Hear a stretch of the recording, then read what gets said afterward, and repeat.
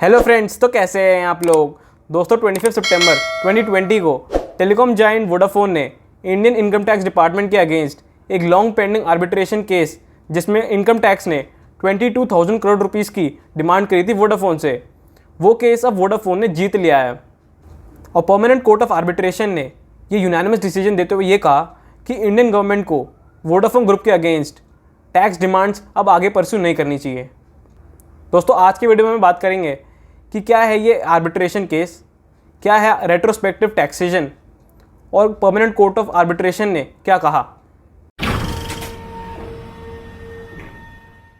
दोस्तों 2007 में वोडाफोन ने 67% स्टेक खरीदा था हचिसन वैम्पुआ में फॉर $11 बिलियन, जिसमें हचिसन की मोबाइल टेलीफोन बिजनेस के साथ साथ उसके और भी इंडिया में एसेट्स अब वोडाफोन के हो चुके थे।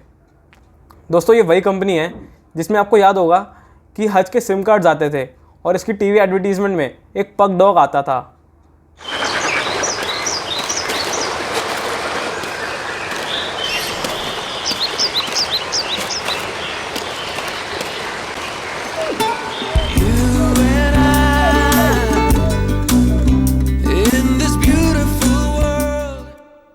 दोस्तों सितंबर 2007 में इंडियन गवर्नमेंट ने वोडाफोन से 7,990 करोड़ की डिमांड करी थी एज टैक्स और बताया कि उनको हचिसन को पेमेंट करने से पहले टैक्स अमाउंट डिडक्ट कर लेना चाहिए था।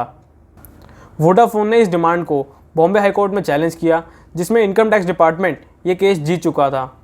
फिर वोडाफोन ने हाई कोर्ट के डिसीजन को सुप्रीम कोर्ट में चैलेंज किया, जिसमें 2012 में वोडाफोन जीत चुका था और सुप्रीम कोर्ट ने यह बताया कि वोडाफोन को कोई टैक्सेस पे नहीं करने होंगे स्टेक परचेज पे।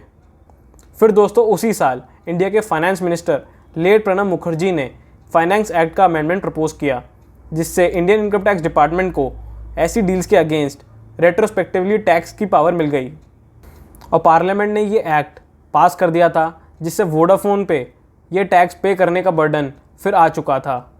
और इसके बाद ये केस इनफेमस हो गया और इसे रेट्रोस्पेक्टिव टैक्सेशन केस कहा गया।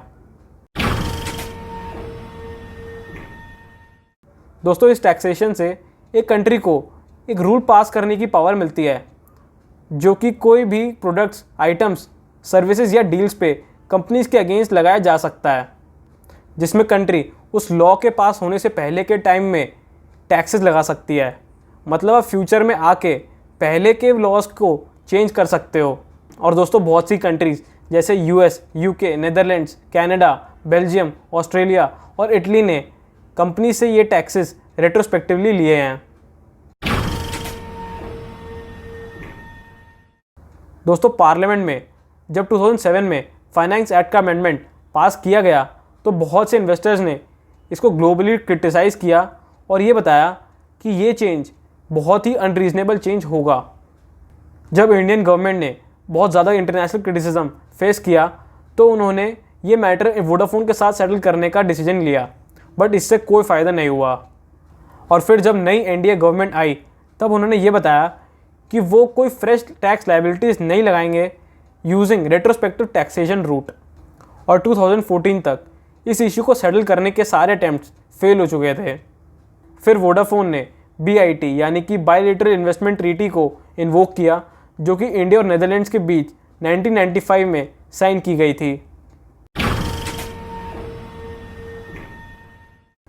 दोस्तों 6 नवंबर 1995 को इंडिया और नेदरलैंड्स ने BIT साइन की थी ताकि वो एक दूसरी कंट्रीज़ की कंपनीज से दूसरे की जुरिस्डिक्शन में इन्वेस्टमेंट को प्रमोट करे और प्रोटेक्ट करे।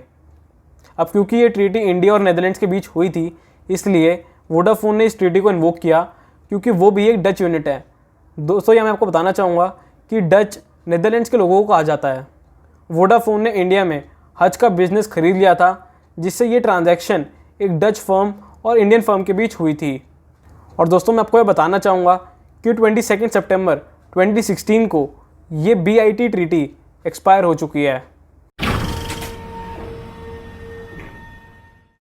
दोस्तों हेग में कोर्ट ऑफ आर्बिट्रेशन ने वोडाफोन के फेवर में ये बताया कि BIT की वॉल्यूशन हुई है और इस डिस्प्यूट को एमिकेबली सेटल किया जाएगा थ्रू नेगोशिएशंस।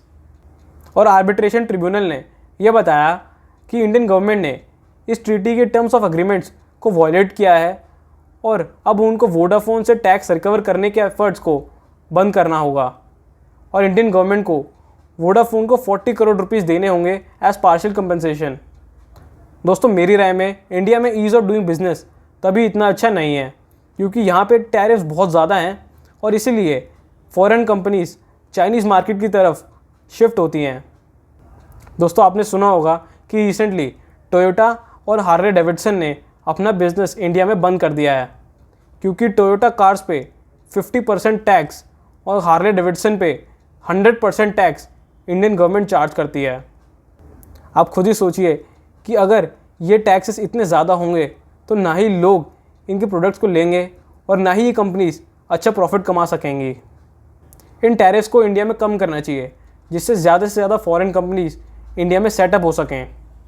तो उम्मीद है दोस्तों आपको मेरा वीडियो पसंद आया होगा। इसे लाइक और मेरे चैनल को सब्सक्राइब करना ना भूलिएगा और आप मुझे कमेंट में लिख के बताइएगा कि आपको वीडियो कैसी लगी और आपका इस टॉपिक पर क्या सुझाव है। तो अब हम मिलते हैं अपने अगले वीडियो में। धन्यवाद।